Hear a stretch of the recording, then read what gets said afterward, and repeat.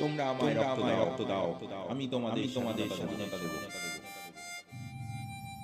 নেতাজি সুভাষচন্দ্র বসু একটি নাম নয়, একটি আগুন, একটি স্বপ্ন যা আজও কোটি কোটি ভারতীয়র হৃদয়ে জ্বলছে।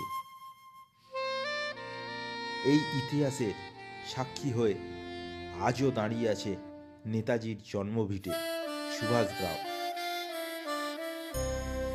এই পবিত্র মাটিতেই রয়েছে নেতাজির পৈতৃক বাড়ি, যেখানে প্রতিটি ইট, প্রতিটি দেয়াল বলছে সংগ্রাম আর আত্মত্যাগের গল্প। জনসাধারণের জন্য 23শে জানুয়ারি, 26শে জানুয়ারি এবং 15ই আগস্ট উন্মুক্ত করে দেওয়া হয়। এই বাড়ির অঙ্গনেই রয়েছে ঐতিহ্যবাহী দুর্গা দালান,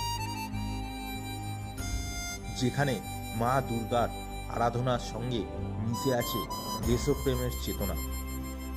পূজা ছিল শুধু ধর্ম নয়, ছিল জাতীয় ঐক্যের উৎসব। এই বাড়ির মধ্যেই রয়েছে নেতাজির স্মৃতিবাহী পাঠাগার, যেখানে বই ছিল তার নীরব শিক্ষক।